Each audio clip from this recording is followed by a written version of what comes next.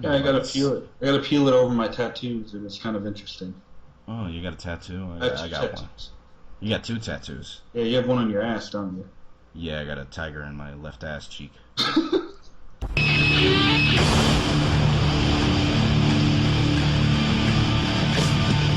my life in the box in front of me. Steady talk in my arms is the soul of me. You walk by, ask to see me lay face down.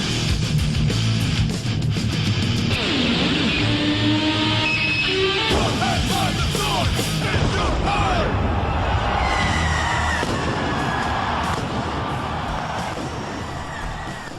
Ladies and gentlemen, what's up? The name here is Killjoy, the moderator for the WZCW section, alongside the badass white guy with a lot of color on him. It's Rainbow Yaz. What's up, man? I am doing good. I'm just chilling.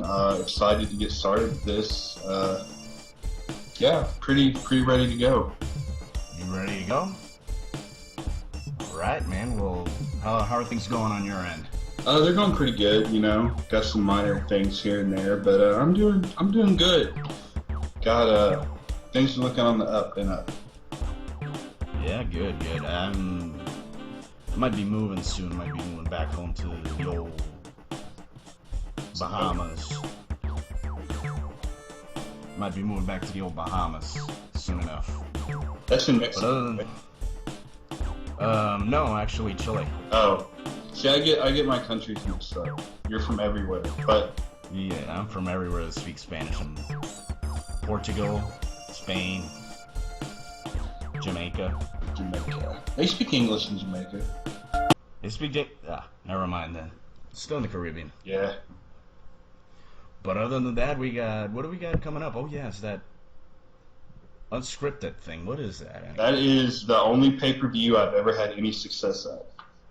Really now? Yeah, I think I have 2 title wins and 2 title matches that I've scripted. So I'm hoping that my open challenge as well.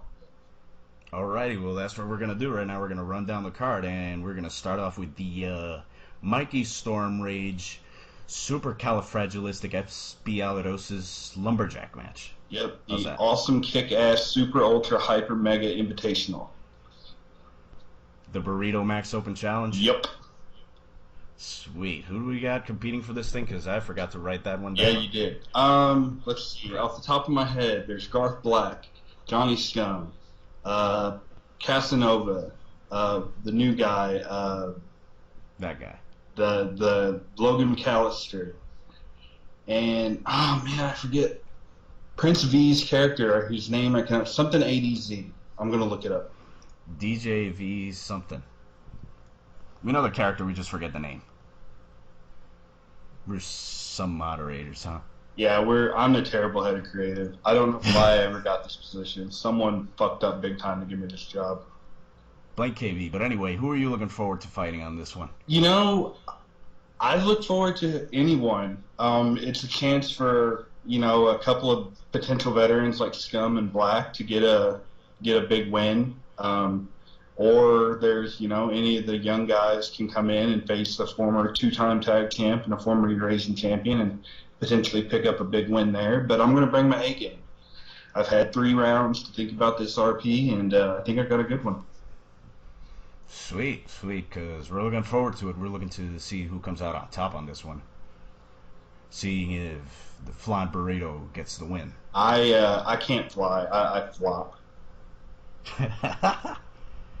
You can always give it a shot. I'm actually going to, that should be the new official Mikey Storm Rage nickname, the Flying Burrito.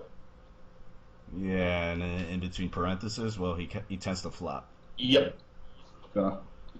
It's more literal than actual. But anyway, next up we've got the match for a rematch, the rather bizarre build for Kagura Ozora and Eve Taylor.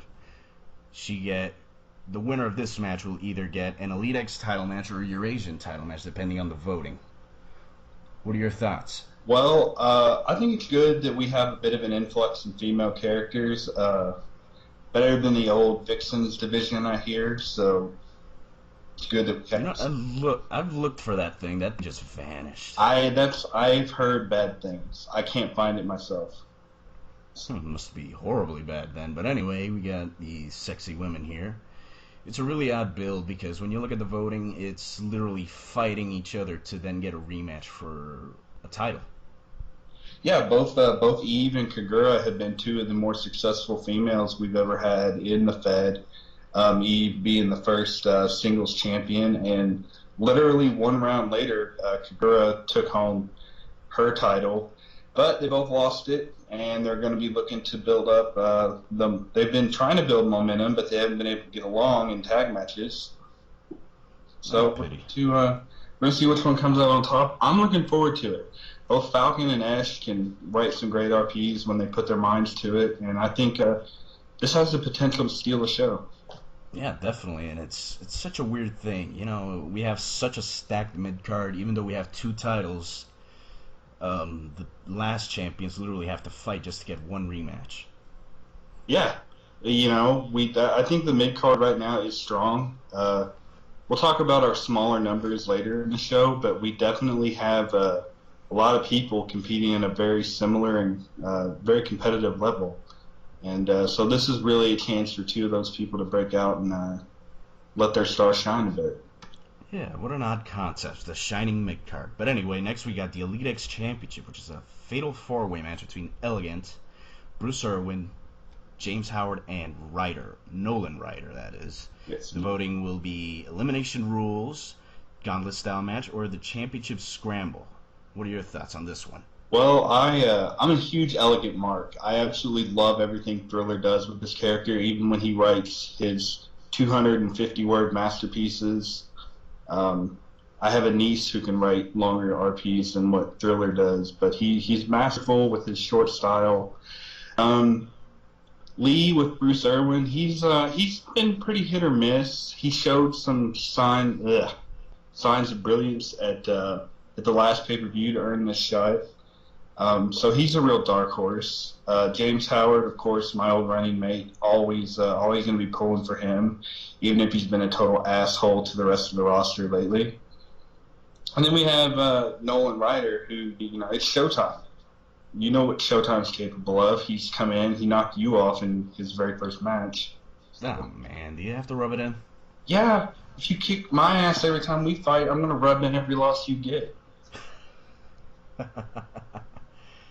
I gotta get that win back. But anyway, for me, I gotta go with James Howard. He's been on a roll. Like, at first when he came back, he had like a bit of a stumble with the heel run.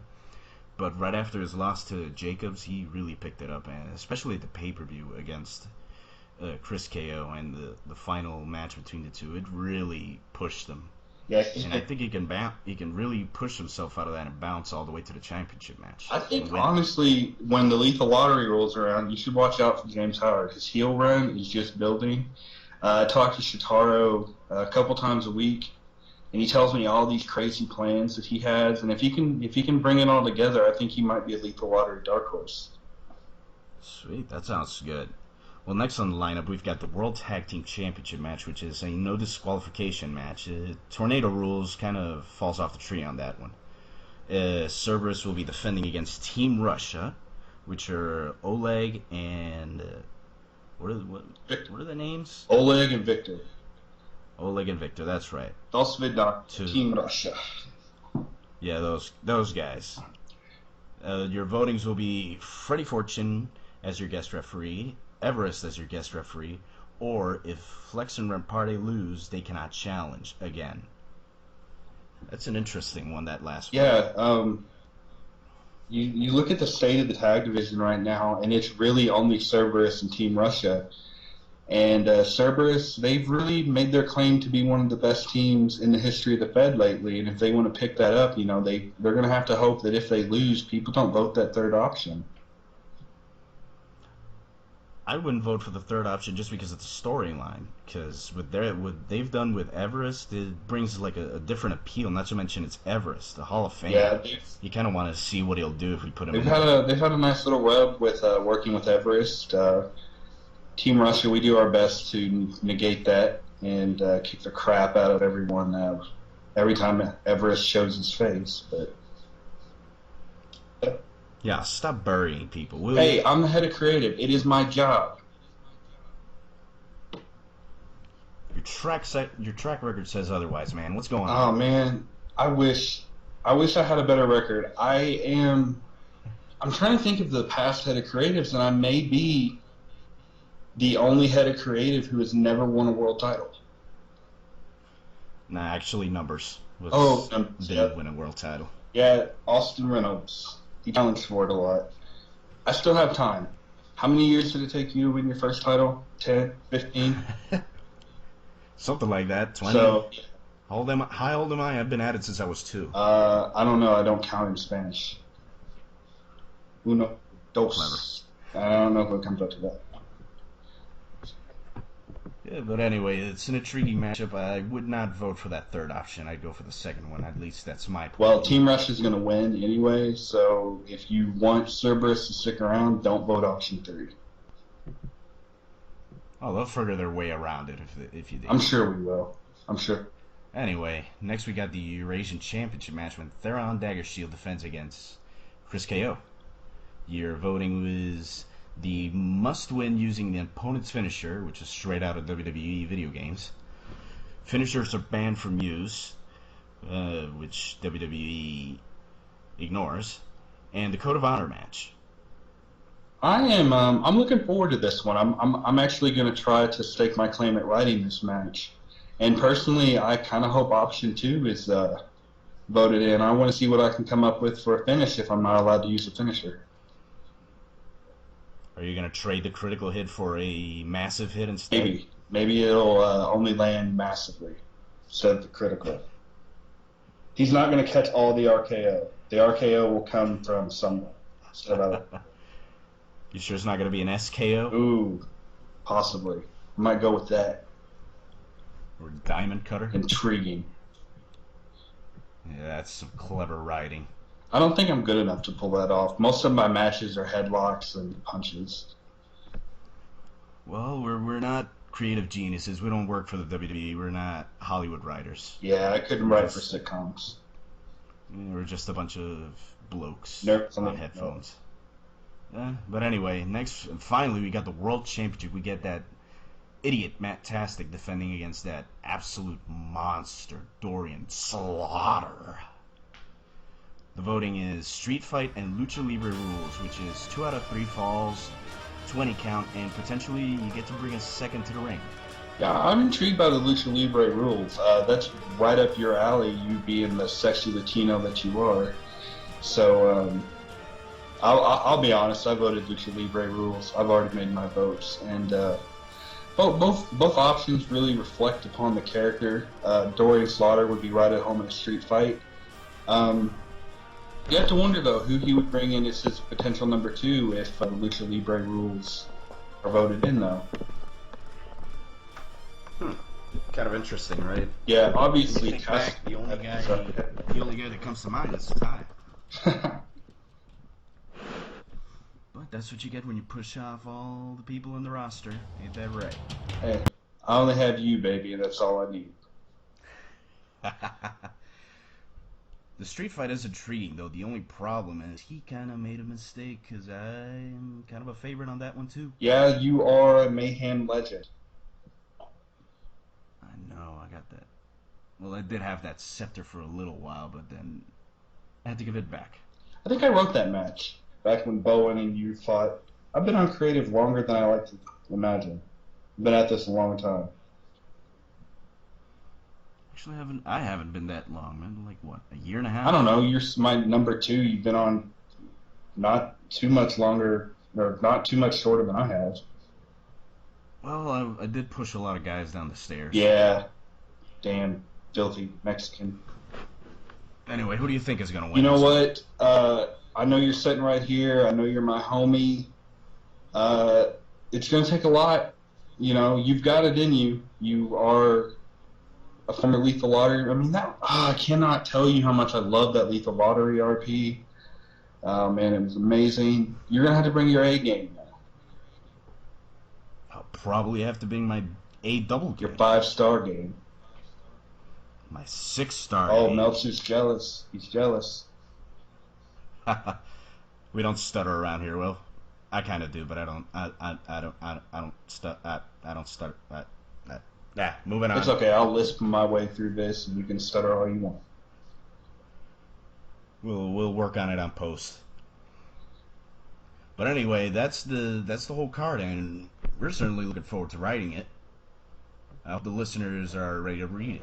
Yeah, I'm looking forward to it. Unscripted is always one of my favorite events. It's really all about the fans, and they're in our what they get to do. They get to pick. So I don't know where I'm going with this. Not to mention with the last pay-per-view, Gold Rush, they really knocked it out of the park with the RPs. They were Gold Rush was like the hardest. I've been on creative maybe 2.5 years, and Gold Rush might have been the hardest I've ever had to sit down and say, man, I don't know who to pick in this match. Because top to bottom, it was just great work from everyone. Yeah, everyone did such awesome work. I still remember Eve's RP with the storybook and Daggers. I mean, Dagger was able to counter that. I remember reading Eve's, and I'm like, Falcon is going to defend this title. And then I read Daggers, and it was like a home run and a half. They were just the greatest efforts on all parts. It was really good. But anyway, from writing the pay-per-views, let's go to something a little more specific. How about writing matches? Like the details we go into them when we write them. That's something we never talk about around here. And I think it's about time we kind of peel back the curtain so people can get the idea behind it. Yeah, why don't you start us off? Well, when I write my matches, I always pull off the roster pages for both guys to obviously have my list of moves. I think the tricky part is trying to come up with some sort of coherent story in the middle of the match to run the whole thing through, because it does become tricky to organize all these moves and make sure it's actually long. Yeah, I start off, I usually pull up both roster pages, unless it's a squash match, if someone no-shows. Sometimes I put on a little music, depends on what kind of mood I'm in. I found since the WWE Network has come out, sometimes I'll draw some inspiration from real life matches. When was it? Kingdom Come, the match between Tastic and Beard, I will admit to pulling a couple spots from the Punk Lesnar match from SummerSlam a couple years ago. Ah, sweet. That was It was amazing, awesome, and I felt like, given the two characters, it was a solid match to pick from. But you know, we sit here and we write 1 to 2 matches every other week, and it can get difficult at times, especially like you said, trying to tell a story. And you know, sometimes you want to have, you know, one guy look strong because he had a good RP, and there are other times where we have to work in storyline agendas. Yeah, it becomes kind of a pain. There's also times when you think you have a long match, but then you go to check what you've written down, and it's really short. Like, not short like what you see on your shows, but like not even a paragraph long. Yeah, I've run into that. It's frustrating. You'll think you've written like this masterpiece, like War and Peace like style or War and Peace length match, and you read it and it's 2 paragraphs and 2 lines of commentary. Yeah, I think a good tool is to stretch out your description for it, not just the moves. Yeah. Sort of explain your surroundings for your match. Yeah. I always will go to my fallback of throwing in a crowd chant if I need to stretch it a little bit. I can make the type bigger. Yeah, crowd chants, pinfalls, countouts. I need to personally. I notice myself when the action spills outside the ring. I often forget to include the referee's count, and that's something I keep reminding myself I need to work on, and it always falls to the wayside. That's it's kind of a tricky tool because you don't know if you want to put the number in the middle of the paragraph or you want to break the paragraph to put the number. Yeah, one thing I hate personally, and I'm guilty of it myself sometimes. So you know, I'm totally not going to call anyone out, but I hate it when you got guys that try to stretch the length of their match out just by adding in, you know, like the 1 ... 2 ... and if you go back and read my matches, that's how every one of my pinfalls happen. So, you know, I'm totally guilty of a thing I hate. Yeah, I kind of do it too. But like I said, it does get tricky. Like if you want to stretch it out or you want to keep it short. I think a good example as far as storytelling, if I can recall, was writing the Chris KO versus James Howard match at Gold Rush. It was the chairs match, Yeah, you had to take and that of match over course, for me. yeah, when you think chairs match, it sounds like a pretty dumb gimmick. Yeah, I don't know what I thought when I suggested it. I thought it would be cool, but But when I got a hold of it and I thought of it, what I thought was if the ring is surrounded by chairs, the first thing the wrestler is going to go for as soon as he goes outside would be the yeah, chairs. So the idea would be they have no opportunity to go after anything else, just the chairs that are already lined up outside the ring. It would make for a logical chair match. And when I was writing it, I would have the two participants throw each other against the chairs, which is something you don't normally see in a match. And it got to the point where at the climax, the chairs come to play. If I remember correctly, they're fighting, and right beside the brawl is Steve, yeah. the Kermit and volleyball I player. came up with the finish. Yeah, and in the middle of it, well, Howard decides to slam a chair on the ball. Yeah, he's an evil heel. Yeah, beating up the balls.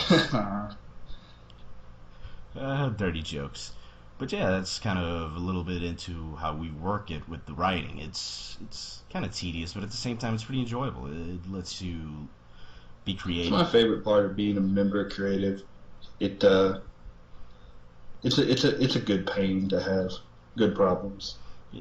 Yeah, it seems daunting, but when you start, you kind of get creative with it, and you really feel it going through. But anyway, moving out of that, now let's talk about our participants in the Fed. We've had some pretty good RPers and some pretty interesting characters. Let's talk about who do you think has been the most impressive as of late? Um, I'm gonna ride hard on Elegant a little more. I know he's had a couple of short RPs lately, but man, he's been nailing every point he needs to nail. He's such a fun character. Biting, wouldn't you say? Oh, you. I would go with Dagger because Dagger has become sort of like such a interesting babyface. You don't get that kind of often in real life wrestling. It's such a unique character, and when he writes his RPs, it's quite clever how he translates real world stuff into Dungeons and Dungeons and Yeah, Dragons. Dungeons What and is it? Dragons. Dungeons and yeah, that the tabletop game. Yeah, Dagger's a good choice. I cannot express enough how many times Dagger has proved me wrong. I thought no way would he last, and he's been here closing in on 2 years now, and I'm a little surprised it took him that long to win his first title. But I mean, when you look at the baby faces on the roster, I think he's right up there. I mean, just looking at the roster in general, he's right up there as far as like guys who are going to be around for a while and who are going to make serious challenges for that world title. Yeah, it took a little while to polish the diamond, but when he would make mentions of it in the boardroom, I saw it in him, and I told him, hey, come down to WCC, try it out, see how you like it. And he would always be like, oh, no, no, no. And I kept nagging him. Falcon nagged him. Funky nagged him, too, when he was still around. And eventually, well, we managed to convince him. And look how well he turned out. I'm glad you guys convinced him. I really am. Dagger gets a lot of bad rep, but he's been an asset to the Fed, and he's been a good guy to have around. Yeah, I think once he got a hold of that mod power and he went crazy with it for a while, I think he managed to, like, release some of that stress. He's still fun to joke around with. I love nothing more than trying to go Dagger into being angry, but he's a good guy. Yeah, it's like, I can imagine his train station. Could you imagine what he would I get like to around think in? he just runs around in magical shoes with wings on them, kind of like Mercury did. Not Mercury, If he had a like the actual mythical god Mercury. if he had a scooter, it would probably be painted like a That would be Tacoba. cool. But anyway, we got some awesome guys, but at the same time, we've got this kind of a little issue going around here with our roster. The numbers are Their low. numbers, they're not good. And I wouldn't really say it's a bad thing because it's certainly a very powerful roster. But at the same time, we're kind of stretching thin with the shows. Yeah, I remember. If you look at my join date, it is February 23rd, 2002. And around that time, we had 3 whole pages of roster characters. And we sit here today, 3.5 years later, and we barely have 1 whole page. But I think the thing people fail to realize is when they had, the 3 pages of rosters, you had guys like the Darren Bulls and the Joe Wests of the world who were nothing more than jobbers. But we don't have that anymore. Everyone competes at a pretty steady level. Obviously there are guys like yourself, like Dagger is doing right now, like Dorian Slaughter, who are competing at a high level. But there's no one that really just goes and phones it in. There's no one who goes out there and butchers the English language with their RPs. That's true, and at the same time, back in those days, even if you were kind of good, you were gonna wallow in the lower cards because there were so much Yeah, people. I think one of the definite pros to having the roster be the size it is now is most guys can be involved in a storyline, and the creative team is able to give the roster the attention that it deserves. Yeah, and if you're not, you're gonna find yourself probably like Bruce Irwin did. He won a battle royal, now he's got a title shot right after doing much of nothing. Yeah. There's ample opportunity for advancement, and we do our best to give everyone their little chances on the shows. Be it guest commentating, which has been one of my favorite things we've decided to do lately. Step up the number of guest commentaries. We try to give everyone on the roster a segment where possible.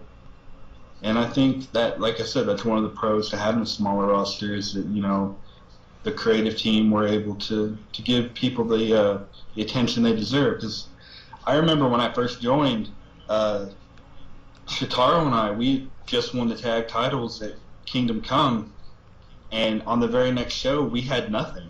We came out and were announced as the new tag team champions in singles matches, and that was it. There was no time for these 2 rookies who just won a title. But we don't have that now. We have a smaller roster, and we're able to dedicate more time to the people.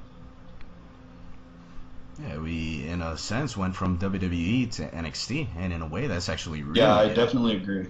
That's a positive. I think the shining example of it all is probably Dorian Slaughter, who literally just shot up. Yeah, I remember he showed up in. I think he wanted Bray Wyatt as a rep, and I've had Wyatt unlocked since he was Husky Harris. But he showed up out of nowhere with just this solid gimmick, and he's come pretty much out of nowhere to be the #1 contender for the world title. Yep. Too bad I got the shovel ready. Sorry, bro. Not your I'm down, time. Triple H. It's time to play the game. What is that game? Like ball in a cup? Like that's what you have in Latin America, right? Ball in a cup? Nope, it's ball in the legs. Oh. But anyway, our numbers are good. Despite the low numbers, I think we can bounce back, but it's nothing to really be horrific about. Now, we do have a couple of our peers that kind of have that little trouble coming in. What do you think of these guys? Well, I think you have some guys that come in. The new guy, Logan McAllister, he seems like very excited to RP. I know he bugged the hell out of me in a good way about wanting to join. I've had both himself and Prince V. They came in, they asked me a bunch of questions. I did my best to bestow my knowledge upon them, which they probably should have sought out someone better. I may be the head of creative, but I'm nowhere close to the best RPer in the Fed.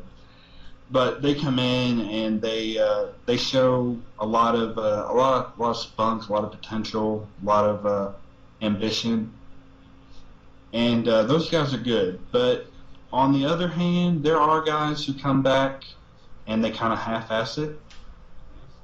Oh boy. And We do get a lot of those every once in a We've while. had a bit of an influx in them. I don't want to name anyone in particular, but you can. I don't know. Let me ask for permission first. What do I you mean, think? if you want to, go ahead. I mean, I'll be honest. If I look at it like this is my Fed. I'm the head of creative. I, I do my best to put in the work. If you want to be a part of the Fed, my Fed at the time being, you got to put in the work. And if you're not willing to put it in, ow, shit. Just stubbed my toe on the desk. Dude, Tiger, calm down. You don't have to kick him out of the Fed. Yeah, I'm getting a little heated. Fire temper. Alright. Well, now that you calm down, let's just say it how it is. We give chances left and right. Even when you're, let's say, blackballed, we do consider it. There's no one that we've never sat down and had a serious conversation about. Like, if you come to us and you're not an asshole about it, we have serious conversations about whether or not you deserve to be back. And more often than not, we let you back. Except Malenko, because, oh my God, I actually got my first taste the craziness that Malenko brings. I was in my very first week on creatives, and here I am, this new guy who is just eager to learn and impress, and Malenko comes in with this crazy character that he wants to bring in, and none of us wanted to touch it with a 10-foot pole. That was such a debacle. It really was. We could probably compare it to Caitlyn Jenner. Yeah. If we're going to try to remain in the realm, I mean, I've already, dropped an F-bomb, but if we're going to try to keep it in the realm of PG, that's a good way to put it. Post, bro. Don't worry about it. Post. Edit it out. Yep. There is one story, though. Well, actually, first, let's talk about potential returns, because there are a couple of guys that do come back, and they really bounce. And I think right now our most current example is Shotaro, or better known as James Howard. Yeah, I think you want to try to come back when you come back from an extended absence. He started off kind of slow. He didn't try to, win the world title with his first RP back, and he's built up his character nicely. Yeah, and in contrast, sadly, we got Derek Jacobs, who, if he didn't have the time, probably shouldn't have come back. It really does leave a stain on you to do that. Yeah, I'm sure in real life he's a good guy, and I wish him all the best. I hope that, whatever issues that he has going on in his personal life can be resolved. But, if you don't have the time to dedicate to the Fed, then it is best that you stay away. Now, with Derek Jacobs in mind, I wanted to ask you, are we going to tell our little We can tell story? the story about Derek Jacobs cleaning house, because it is a hilarious story. Yeah, it's quite an amusing one. You remember it in full detail? Because I'm a little foggy on it. Basically, what happened is Derek Jacobs wanted to come back, and he wanted a big return. And what he wanted to do was, if you remember the two foreign characters, they were, one of them was Russian and the other was Chinese. Yeah, I remember what was the name? I can't remember the name. I remember the team. I know one of them used Shinsuke Nakamura. Yeah, one of them was Nakamura. The other was, I don't think he used an actual wrestler, but they hung out. They were supposed to be associated with Vega, for those who remember Vega. Yeah, awesome. He was a good RPer. Took it a little far sometimes with his killing of innocent civilians with his gold-plated Desert Eagle, which really, I don't know how a gold-plated Desert Eagle would lend itself to being a trained assassin, but that's a story for a different time. James Bond. Where were we? Oh, yes. So what he wanted to do is he wanted to bring back Derek Jacobs as this big pro-American character. And so the evil heel foreigners were going to be in the ring, and Derek Jacobs was going to come in and he was going to clean house. He was just going to wreck everyone. Well, that didn't happen because his return got delayed. So he decides, a month or two later, he's ready to come back. And again, he pitched a similar idea where Derek Jacobs was going to come in and clean house. And every RP, he made sure he stressed that Derek Jacobs has to clean house. And it got to the point of annoyance, really. So we just turned into a joke that one day we're going to turn Derek Jacobs into the ring maid, and after every match, he's going to literally clean house. He's going to get his wish. Yeah, I remember he pitched that idea so many times, and even when we would turn him down, he would come up with something else. It was literally just cleaning house on someone else. Yeah. It would have been quite funny if he just came back and he was just Mr. Clean. Well, I remember when we wrote him off one of the most recent times that he left, we literally threw him in the garbage. But speaking of those kind of ridiculous send-offs, Baller did pop out not that long ago. Yeah, he's, no pun intended, but he's popped his head in the discussion thread. But, I was a fan of Baller, back, when he and I had run it. We never had any interaction together on screen, but, he was a good character, when he was dedicated. Yeah, I remember after that little head incident, which for those that don't know, I wasn't in. I was not. He was literally written as having his head kicked off into the crowd, and his body just disintegrated. It was one of the more cartoony things, but it's hilarious, and we can afford that on our little writing project. You're in fake wrestling land. Yeah, fake wrestling. He did eventually come back sometime later. He just swept under the rug the whole headless thing. And he actually bounced back all the way to a four-way title match at one of the Unscripted pay-per-views. I remember him putting on, I think there was, back when King for a Day was a thing, and back when it was held at Kingdom Come, he finished, I believe, second back when Constantine won King for a Day.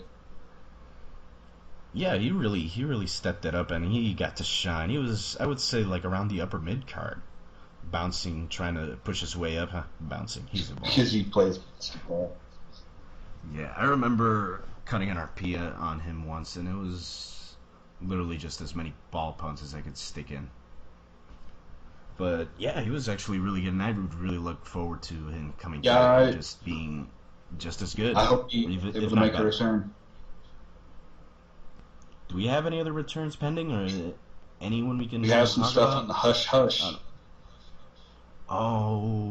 Tease. I think it's been known that we are allowing Armando Paradise one last chance. Yeah, he already let an RP in. I'll say this. I used to be really pissed off when he said he was going to be Mexican now. But seriously, man. You're going to turn your back on Puerto Rico? But then I read his RP, and he actually mentioned a close-by town of mine, and so it shows a little bit of research. I haven't had a chance to check it out, so I'll check that out and see how he's doing. It's a simple piece, but if you can put the effort to it and just, I guess, behave, I think he can go. He can start bouncing back. Hopefully, be another baller. Baller. Speaking of ballers, how about that work Falcon and Kermit have been putting in lately? Ah, man, they've really stepped up as of late. Falc's been working on schedules. He's rewritten the schedule since we kind of fell back on our work. Blame everybody, really. We fail as a team, we succeed as a team, so. Except me, because I was on vacation. Must be nice. Nah, I actually wrote my 2 matches in the plane and in the airports. Just to make sure. Yeah, I couldn't imagine. I've never written them. I've written parts of RPs from my phone, but I've never written anything other than setting at my computer in my home. Yeah, it's kind of weird. People look at you and all that, but technology sure has come a long way, because I can literally just plug right under the bottom of the seat, and there's internet on the I've never been on a plane. I'm 25 years old. I've never been on a plane. And it's cramped. And I'm a big guy. I probably would enjoy it. Well, at least I got to enjoy SpongeBob, which was a pretty funny movie. I want to check that out. I still enjoy SpongeBob. I don't care that it's been on since I was in middle school. It still has life. This is coming from the guy that watches My Little Pony though, so I don't know what people expect. Yeah. There's a lot of fan service for the older folk, so it'll probably get you. But anyway, back to Falcon and Kermit's work too, because this guy has revamped the .com section. Yeah, I don't know how many times we've talked about revamping it, and we never put in the work. We're lazy, and Kermit is just knocking it out of the park. Yeah, he's busting out 2 or 3 threads, almost a daily work for him. Yeah, I checked out his last thread. It's back in our creative bunker, and I think people enjoy reading it. Yeah, you can notice it too with the replies. He's getting at least a couple of them, and that's a good indicator that there's interest. Yeah, in what it's finally starting to pick up, and it's good to see because it's some hard work on his end. Good job, Frog. Yeah, good job, Green Man. Oh, and Falcon too. Yeah, good job. Good job. Yeah, I've had some PMs with Falcon, and he's killing it with the scheduling. I could not sit down and like map out when this show should go up and when this deadline can go out. I just don't have the patience, and I'm lucky Falcon's around. Yeah, we're all lucky about it. But speaking of those deadlines, posting on time, workload, and all that, let's talk about that. We kind of effed up on the last couple.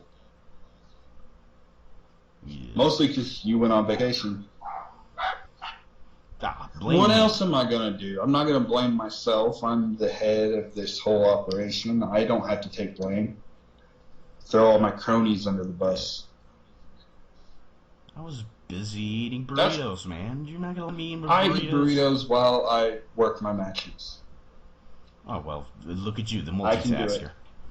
The privilege of not having pigmentation in my skin. Well, just because I'm Latin doesn't mean I'm not white. Well, I'm from the Midwest. I'm as white as it gets. Well, I did get a sunburn so heavy I actually bled. But back to the topic. Yeah, please switch topics. It's gross. Yeah, let's get back to our deadline issues. We are working to get back on track, and one of the things we were suggesting was standby guest writers, which would basically be multiple guest writers who would be on hand to write maybe within a day or 2 days as soon as we give them the announcement, hey, we need your help. Yeah, it's a good idea. I think it's something that we definitely, I've been wanting to explore a little more, and once it was suggested, I was all over approving it. You know, things come up sometimes, you know, just because we're on creative doesn't mean we have unlimited free time. It's just like everyone else in the Fed, we all have lives, and you know, some of us like Kermit even have lives and wives. So there's a lot that goes on that could derail, you know, getting things up on time. So anything we can do to, you know, fix that. And I think it's good to reach out to the members of the Fed that aren't on creative and let them, you know, have their little moments to write a match here or there. You know, see what the experience is like. You know, get the full Fed experience, and you know, potentially look at future members of creative that way. I know that's how I got brought into creative. Was I volunteered to guest write pretty often. I was active in the discussion threads. So yeah, not just you, Dynamite, Kermit. I didn't actually apply, and I wasn't even a member at the time, which is a funny story. You got on because you were good at Photoshop and nothing else. Yeah, I think that's the only reason people completely ignored the fact that I wasn't even RPing at the time. But I got a creative after 5 years. It only took me 2. Rub I it will. in, why don't you? You've got a title that I don't have. Don't worry. Just 3 more years, and you'll get there. But anyway, I think that does it, at least for the most part, for the E-Fed. How about we turn things to real life? Yeah, let's talk about real life. Because good or bad, it's at least something worth talking about. And this Sunday we had Money in the Bank. You watched it, right? You know, I think most people know that I'm a huge Kofi Kingston mark. Like, Kofi Kingston's logo, like at least his old logo, is my computer background. I just love the guy, so I was so disheartened that he lost Money in the Bank after coming so close for the second year in a row. But once I got over that, I didn't think it was the worst show in the world. There were definitely highlights. Owens vs. Cena was phenomenal. Like, potential match of the year. And Yeah, I'll have to go back for that one and watch it. watch one match, that's it. Boo Bella had it was a very solid Divas match. It just disappoints me though, and I'm gonna pull from KB's book here, but I'm just disappointed that the Bellas continue to be forced down our throat. I'd be okay with it if they could stay a consistent face or heel, but they were heels for a while, and then they turned face for one feud against Naomi, and now they're back to being heels. Yeah, the Divas are an utter disaster. I'll give them this, though. It was at least a long match, and they did have the opportunity to kind of showcase themselves, which they don't get the chance to do on Raw. But at the same time, that match, like, it really turned me off. That, along with the earlier matches of the show, they just really, the booking really pushed me away. I decided to turn Hey, it off. the show's supposed to be dedicated to Dusty, and they definitely dedicated some finishes to his honor. Good grief! The first half of the show, it was ridiculous. The first match ends on with interference. The second one was the literal Dusty finish. The third one doesn't even get a finish. What's going on? Not to mention the fact that people were raving about how this was such a showcase of the NXT guys, like the new class of wrestlers. And your first matches have the old guys winning or no one winning. I'm still disappointed that Sheamus is Money in the Bank. Not that I dislike Sheamus, I think he's a very solid professional wrestler, and when he's not fighting Randy Orton for the 100th time, I actually kind of enjoy him. I just don't think, he needs it. To me, he's a little too dull to be in the main event. And right now, you got a lot of guys who are actually pretty good, but Sheamus, I don't think he fits the mold.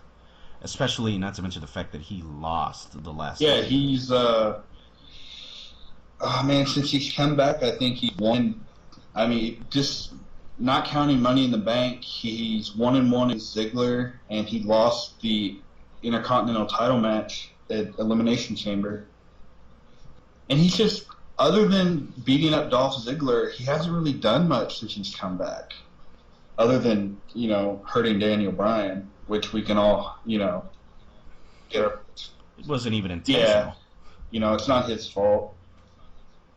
That's another thing that kind of bothers me. You're getting rewarded for screwing up one of the top stars in the company. Yeah, you can debate all you want about whether or not Bryan truly is viewed as a top star in the writers and producers' eyes, but there's no denying how over he was. He was definitely a top star. I mean, they brought him up to push SmackDown and the Royal Rumble because no one cared at that time. Yeah, he was doing great stuff on SmackDown. Yeah, and now, well, unfortunately, he's paying for it. And the company's paying for it, too. Yeah, it's sad.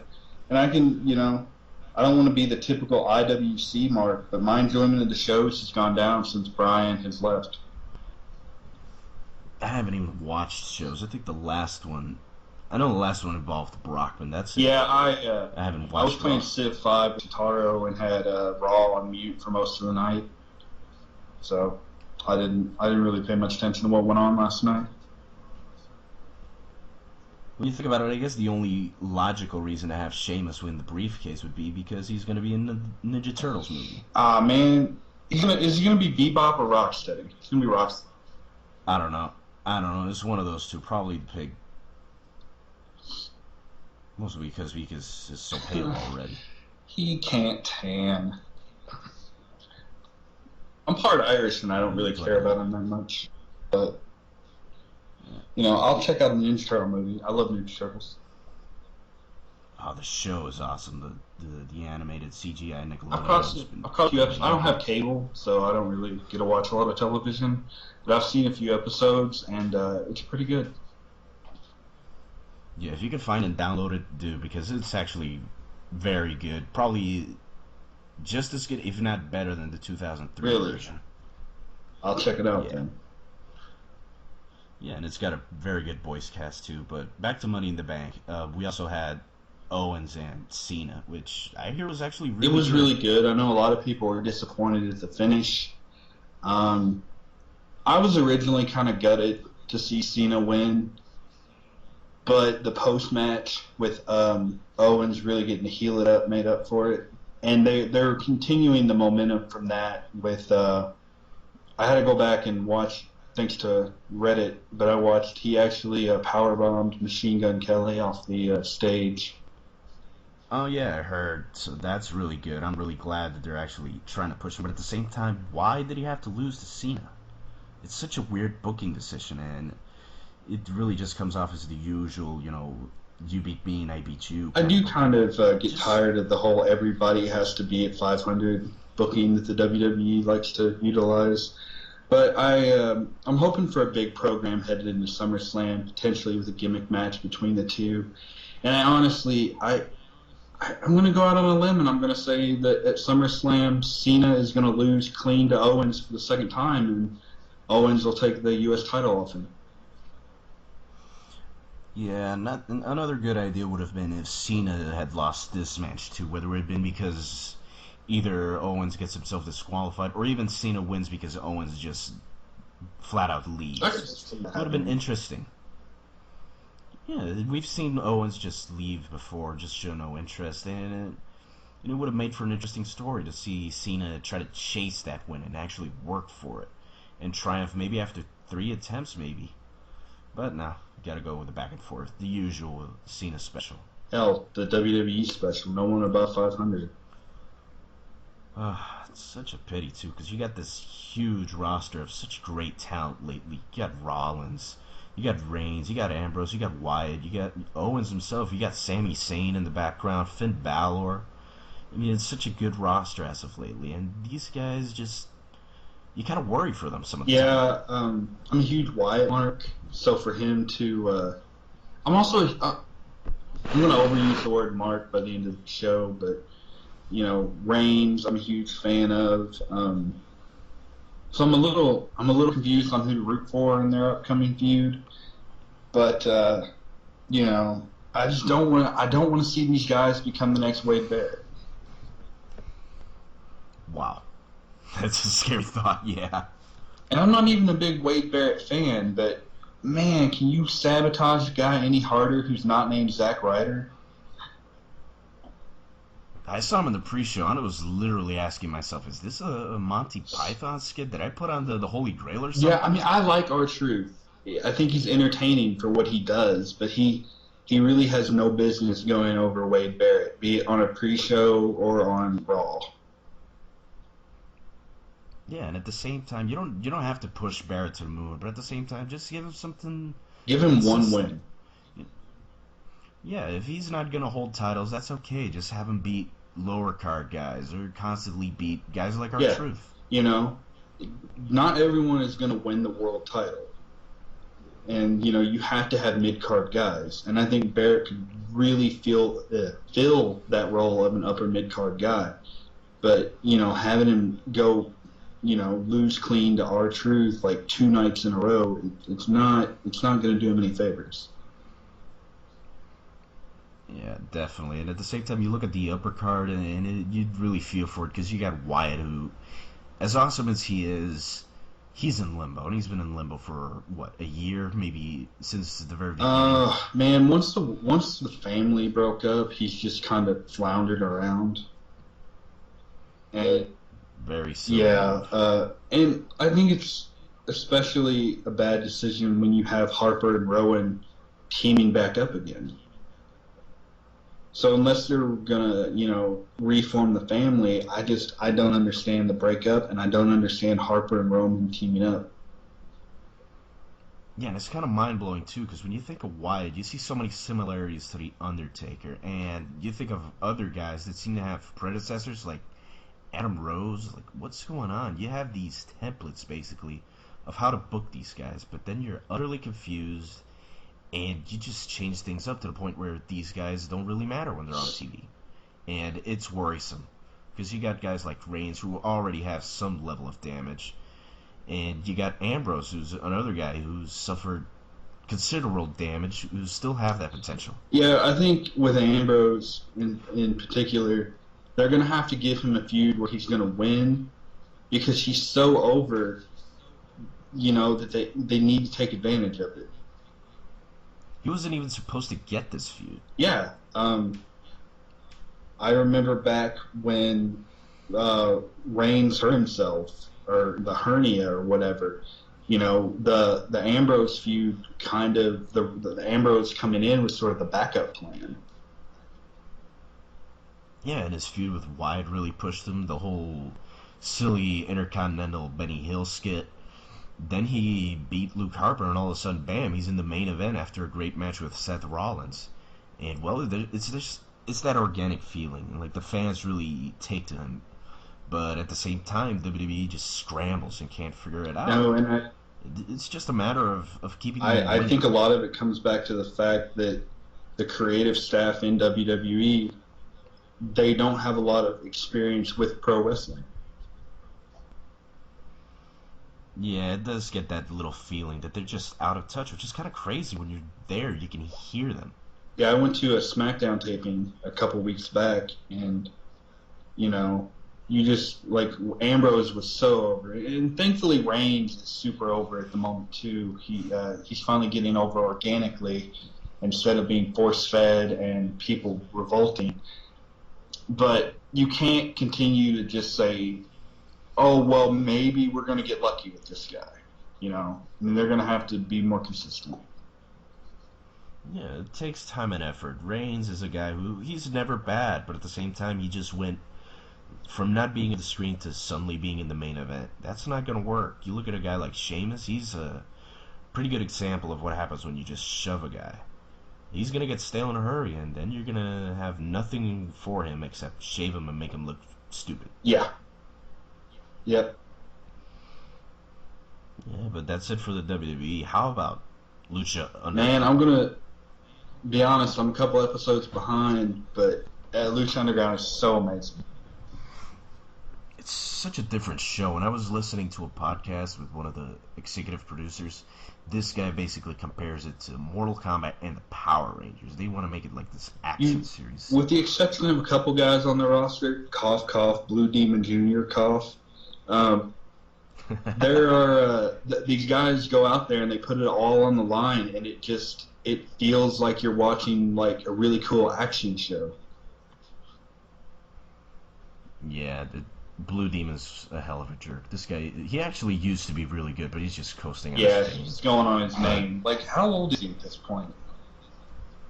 He's not even really that old. He's maybe in his 50s. See, I just don't do. I remember like back in episode 1 when he and Chavo fought. It was like Chavo, who, you can give him crap about being the odd member out of the Guerrero lineage. Like, oh, he was never gonna be the Guerrero star, but he can work a great match. And it just felt like Chavo. Yeah, he's always been the whole night. consistent. And you never want to see a guy, not be able to give his best. And that's what Blue Demon Jr. did to Chavo. He just does that to everyone. He did it to one particular guy who most people know better as Mil Muertes, who's a guy I'm really familiar with. He's known more on the Latin American circuit as Ricky Banderas, and this guy's just been awesome as this new character. He's basically a Mexican Undertaker. Awesome. Yeah, when looking back on his career, that's actually what he's been for the most part. So he does have practice with that gimmick. He's always had these really extravagant dark entrances with pyro and druids. There was one entrance I remember from him that was literally ripped out from the Undertaker entrance at, I believe, WrestleMania 14 when he wrestled the Kane with the pyro and everything. He had the druids and the flames. He was really scary dude to look at. He wasn't even that tall. So he has the presence, and he is really showing it in Lucha Underground. And the production values really help a lot. I enjoy the camera work in Lucha Underground. The different camera angles that they give you, like the overhead shot. That's just a different take on wrestling, and it gives it this unique feel that just makes for an enjoyable experience. It's so fresh. And man, you say you're a couple of episodes behind. That's a pity, because when you get to this week, it's like watching Christopher Nolan's Batman, literally. So you got something to look forward to. I'm not gonna spoil it for you, so you better go check it out. I will. I got that little site you sent me a little while back, and I'll catch up on it. Good. You do that. And as far as character, have you seen Johnny Mundo's Yeah. return? I was sad. I love Johnny Mundo. I love the sexy abs, but his heel turn, it hit me. But it was so well executed. Yeah, it definitely was. And he's picked up the ball in this company. He has been so awesome. The best work of his career, if I dare say. I don't think you're far off. You know? I think some time away from WWE really helped him, and I'm glad to see him wrestling in, even if it's not, completely mainstream, Lucha Underground, it's I think, season 2, if we get it, I think, I expect big things. I think they could become a real household name. Yeah, and from what I've heard, these guys really pushing it for season 2, and not just season 2, but 3 and 4. I mean, if this grows, it's going to be quite big as far as wrestling goes, because they've got some pretty cool ideas, and it's a fresh concept too. Best vignettes in the business. Definitely, I still love that Conan vignette. It was so hilarious. I remember, I still vividly remember watching Lucha Underground the very first night it came on. And you got the shot of Dario Cueto talking to Conan, and it felt like a movie. It didn't feel like you were watching wrestling. It felt like you were watching a movie. Definitely, and he's been one of probably the best heel GM since Mr. McMahon. He is so good at his job. Especially when you consider he was an actor they brought in. Like, he has, no wrestling experience. Yeah, you just can't tell. You don't see the usual actor out of place that you normally get from a celebrity. Yeah, he's come in, and I don't know how much work he's had to put in, but man, the guy that plays Dario is so good. Yep, and all this is leading up to what he calls Ultima Lucha, or Final Battle, which kind of sounds familiar, but anyway, this is the season finale of Lucha Underground, the first season. We're hoping there's more. What are you looking forward to on this little concept, if you can think up any ideas? I'm a little, like I said, I'm a little behind, so I don't know exactly what to expect. But Damn it, yeah. Definitely got to. I gotta hope my boy Johnny Mundo has a big part. I would like to see some of the ladies involved as well. Well, the thing is, Evilise was injured. Heck, she's still injured today after all the filming, so we'll have to see how she goes. But she is the trios champ. Yeah, I remember that. So she's probably gonna be around for a good while. I don't see them taking the title just because of the injury. This is scripted, heavily scripted as far as storylines go. They're probably gonna go all the way. I'd like to see it. I really love the way Lucha Underground uses their women wrestlers. I'm not this guy that's like, oh, women have to wrestle men, because you do that and it could go way wrong. But LU does it very well. Yeah, it feels gender equal when you see it, which is kind of like what we do in the EFED. Yeah, we obviously it is a man fighting a woman, and it's kind of hard to ignore that you have an intergender match, but they don't focus on the fact that it is a man versus a woman. It's just two very good athletes going out there, giving you a fight. Yeah, and it's entertaining too, which is the best part of it. Yeah, it's very entertaining, And are you aware of the little storyline with the 7 A medallions? little. I only know bits and pieces. Well, it's literally Dario comes out and just says, "These 7 medallions are grant you immortality." And he's picking guys to fight from these medallions. It literally sounds like Dragon Ball Z. It just shows just how unique and at the same time silly, but it comes out so great how Lucha Underground is. I really wish it was on a mainstream network. Didn't have to fish the internet for it. I just wish it was out of Boyle Heights because, geez, I tried asking people to go to this place with me when they were still taping. They were scared of Boyle Heights. The moment I mentioned it, no, it's dangerous. Was it the demons in the street or something? It's just insane. No one wanted to go. I'll go. I'll fly to Cali. Good. Well, let's see if I'm still around by the time they start taping again, and if they do tape here again. Because I might move. Going back to Cali. No, Puerto Rico. Shit. Well, they do have wrestling there, and it's pretty cheap and actually pretty good. But let's get back to more mainstream wrestling, like, say, ROH and TNA. Same channel. It just, I still really can't get over that Destination America, picked up Ring of Honor to be the lead-in show to Impact. This station is just shown to be really weird. Yeah, it's an offshoot of Discovery Channel, I believe. Yeah, but the things they do, like literally push for Kurt Angle, which is fine. Kurt's been doing great right now. But pushing for Kurt Angle to be champion, getting mad when TNA went to UK and had the best attendance. They get good numbers in the UK. There's no denying that.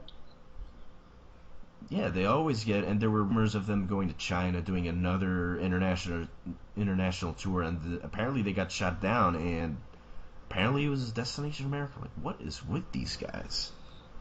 I wouldn't mind seeing Kurt as champion. He can still go, even in his advanced age. He picked up 2 wins on one show the other night. That was good. Yeah, but when you look at the treatment to ROH, they're not going to be able to do the stuff they do with TNA because ROH just films and ships it off. Yeah, I think if you look at it, I think TNA needs Destination America more than Destination America needs TNA.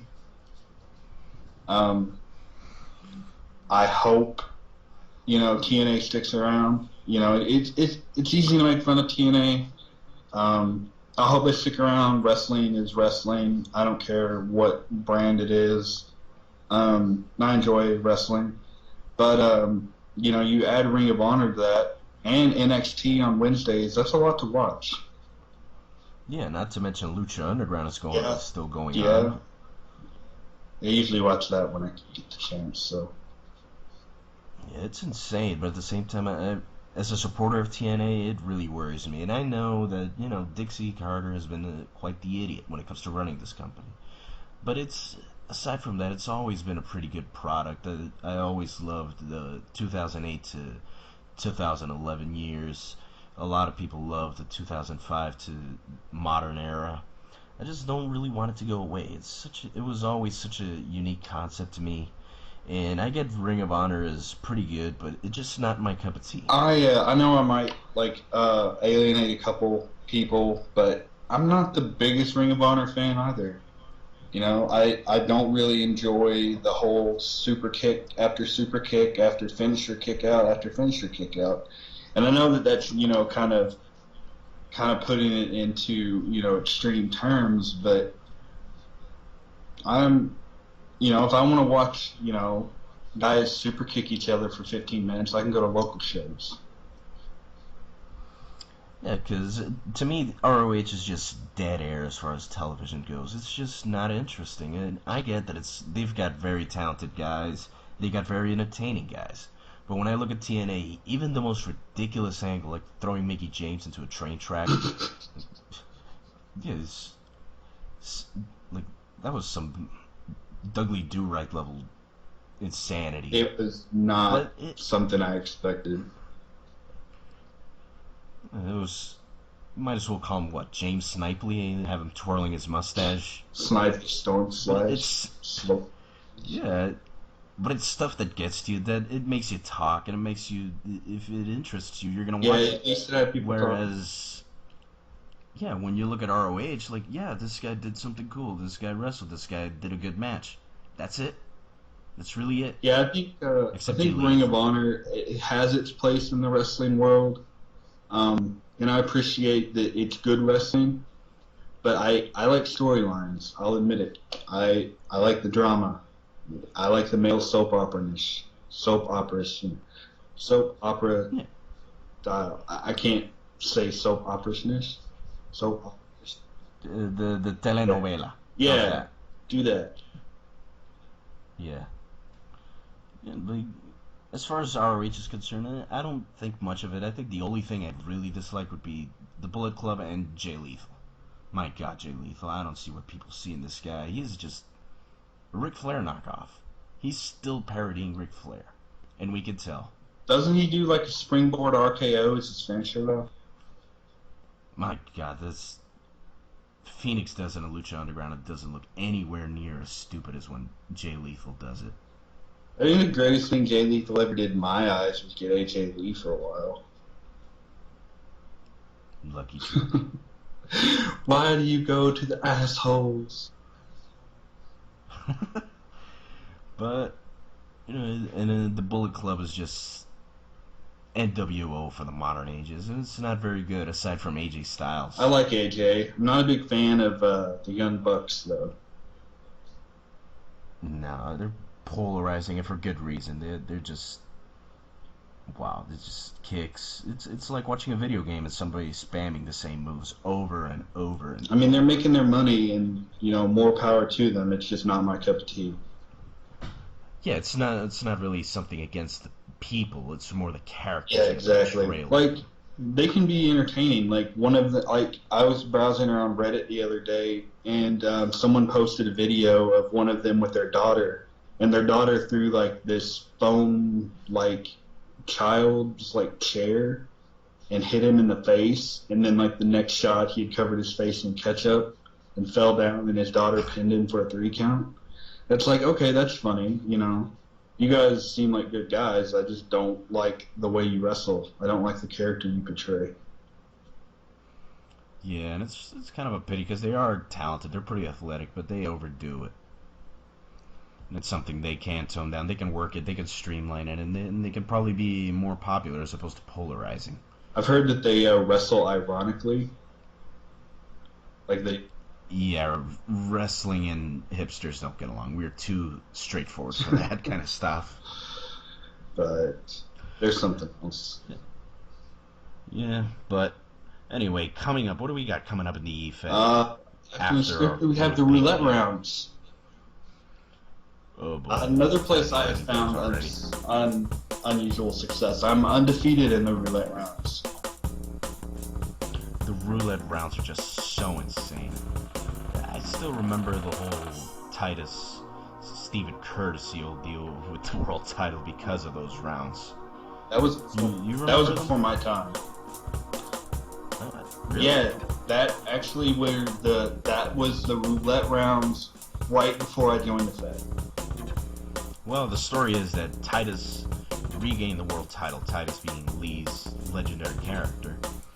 He regained the world title, his second run, literally right after when the roulette rounds came about. He defended the title via the randomizer against Stephen Curtis, and from what I heard, the voting went in favor of Stephen Curtis. But Lee, the RPer, had to take time off. He wasn't able to, so he had to put in the RP anyway. And they decided to stretch it out one more round until the world title round for the following Aftershock, which was a TV show we've had to eliminate. And Lee was again unable to RP properly, so he lost the world title. And well, the end result was quite a mess. it threw the world title picture up for a loop. It kind of angered a couple of guys, and it was very stressful for everybody. Didn't Kirksey go on to defend against Ty Burna at the upcoming Kingdom Come that year?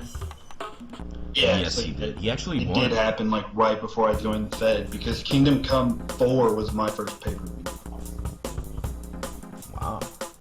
Yeah, that was a story. It was quite a mess. So those roulette rounds really can throw stuff for loops.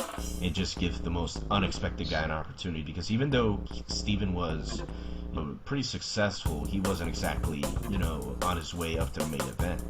It was just out of nowhere. And he ran with the ball as soon as he got it. That's the thing, though. For new guys and veterans alike, it can turn around a career like that.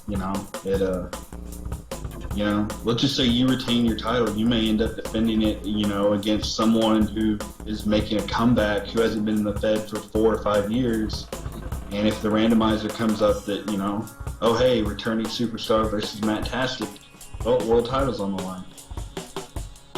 And I'll probably get screwed, angry, and throw a fit. Flip a table. Flip a table or flip a burrito. But anyway, after the roulette rounds, we've also got the next pay-per-view, which is Lethal Lottery, which is another thing that could throw things for a loop. It's happened so many times. Like, I don't think any time that I've been in the Fed, the guy who people wanted to win or the guy people thought was going to win, he's never won. It's always been someone, not necessarily out of left field, because in the 3 Lethal Lotteries that I've seen in the Fed, we've had yourself, Drake Callahan, and Ty Burna all win them. So, Yeah, me being the most unlikely of them all. You came out of, we had just come off our feud, and you had just turned face, and you ran with it, homie. Thanks. Man. Yeah, the whole thing around World 10 was such a out of nowhere thing, because even though I wasn't creative, all of a sudden the announcement that Beard won the title, he's going to relinquish it right away for this story. Just, whoa, wait a minute, where'd this opportunity come from? And next thing you know, everyone's shooting for the world title, so I just went with it, and, well, you still remember it. I was freaking shocked when the voting. Yeah, we announced the voting, and we announced it early in the day. We tallied up the votes and we're like, oh man, Matt Tastic wins. Wait, Matt Tastic wins?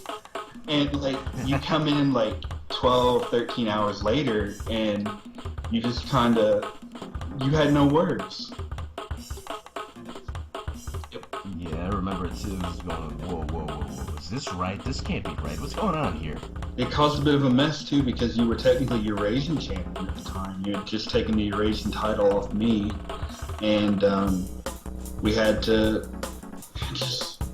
I cannot remember the last time the Lethal Lottery winner did not cause some sort of trouble, because when Ty Burna won the Lethal Lottery, it messed up the Apostles of Chaos versus Team WZCW storyline. And when Drake Callahan won, it turned into a triple threat because of another storyline that had been going on at the time around the world title. So, our luck this year, Johnny Scum's going to win the world title he's going to win the Lethal Lottery and just throw everything into disarray. Oh my god, that would be hilarious. Or he could just scrap him and go with, what was the other guy's name? The other character you had. Man, I went blank. The other guy, yeah, that other guy. Thrash, there we go, Thrash. Which is not Johnny Scum. Totally not the same guy. No. There's different names, don't be fooled. One of them was a face, and the other was a heel. Something like that, yeah, but that's not the only thing coming up in the forums. We would like to give a special little shout out to our boss, KB, who's getting married. July 11th, I believe. July 11th is the date. Yeah, this is a guy who has reviewed wrestling nonstop, and he's literally turned it into his living. Hell, his future wife, he met on the internet talking about wrestling. That's insane. It is unprecedented, but he did it. Yeah, him and his little soul patch stick. His soul patch. Everyone likes to make fun of it in the prison. His soul patch and his eyebrows. Yeah. One of these days we got to get him to talk, and not just for wrestling, not exactly the EFED, because he's always been like sort of here and there when it comes to it. I'm his favorite character. Woo! Yeah, and you keep pissing him off. He does. I have such an unusual relationship with KB. He loves to take the piss out of me and just rip on me every chance he gets. Make himself feel better, I suppose. I'm the only one with a bigger loser than KB who reviews wrestling for a living. Well, I already got his wedding present lineup. I'm gonna make him review another Lucha Libre show. He kind of seems to hate those, but I don't care. I'm gonna make him review it because he gets paid for it. Hey man, he can't hate it any more than he hates doing Puro. We all hate Vampiro, though. Yeah, Vampiro. Such an oddball. Isn't he supposed to get his own ghost hunting reality show? I swear I read that on the forum headline. It's actually the first time I hear it, but knowing him, I mean, it's kind of funny because this dude's Canadian and he's gotten to the point where he's lost his accent in favor of a Mexican one. It's funny to think about. This dude is technically what I should be. Yeah, but we love your sexy Latinos. My voice is so soothing for you, is it not? Oh, hey, Poppy. But enough of the craziness. We've also got the 4th of July coming up, and what are we looking forward to? The red, white, and blue barbecues, pyros, and all that? Nah, screw that. We're looking from another film from Kermit. Yeah, Kermit usually treats us to his, those include most characters in the Fed, past and present. He comes up with a little story, and they're always a fun read. Hoping he has the time to do it this year. He better, or else I will chase him. I will fly over there, and I will shoot a Kamehameha at him. I'll kick him off the creative team. We'll do that. We'll do that. We're going to keep an eye on you, Kermit. You better keep turning up the good work. Yeah, keep it up, or else. We're your overlords. Dun, dun, dun. But you know what? We've been at it for, 90 minutes? Yeah, about a good hour and a half at this point. Yeah, we actually stretched that out. This thing looked like it would be really short, but we really managed to stretch that out. So here's the thing, guys. If you're listening, why am I talking to you? You can't hear me, people. Can you? They'll hear you later. They'll hear me later. Good. They better hear me later or else I'll kick them out. Yeah. We would like to ask you for your feedback because this is literally just an experiment. Today I was going to buy a mic and the mic doesn't work. So I'm just screaming at the computer. That's what I have, a little webcam with a built-in microphone, and that's what I'm talking into. Yeah, man, I'm going to have to go to a computer store because I'm trying to do more of these. But anyway, we would like your feedback. We'd like to see what you think because right now we're on YouTube because I'm a cheap bastard. And we would like to do more of these. We would like to hear what you think, what you like, what you don't like. I'm going to say when you see this video, it's going to be a bit of an eyesore. So bear with me on that one. I would like to get on Podbean or something like that, but I have to pay for it. Ooh. That's a fine free hosting site. Yeah, I'm going to have to do some Grand Theft Auto and steal some money then. Do it. Yeah, I'm going to turn up with a new character called Chorlito. I can commit some white-collar crime. I don't do white collar. I don't even have a suit. But anyway, other than that, time to say goodbye, folks. Any last words? Yes? No, just like you said, we'd really appreciate any feedback. This is literally something that we put together in about a 48 hours time frame. Just two guys who enjoy fake wrestling and real wrestling and other nerdy stuff, and decided, hey, let's talk about it for 90 minutes. So, maybe, like you said, what you'd like to see, what you don't like, maybe people you'd like to see talk with us in the future. Hell, even topics. We don't always have to talk about the EFED, and we can talk about the EFED, but to a short margin, too. Yeah, we're flexible guys, so... Some more flexible than others, but Is that a fat joke? no, it's actually a sunburn joke. No. I had a sunburn once. It was bad. Was it bleeding bad? Nah. No, it peeled. Ew. Yeah, I gotta peel it. I gotta peel it over my tattoos, and it's kind of interesting. Oh, you got a tattoo? I have I two got one. tattoos. You got 2 tattoos. Yeah, you have one on your ass, don't you? Yeah, I got a tiger in my left ass cheek. Are you serious about that? Maybe, maybe not. I've seen you mention it around the forums before, and I don't know if you're serious or not, so... I guess that's something for the future.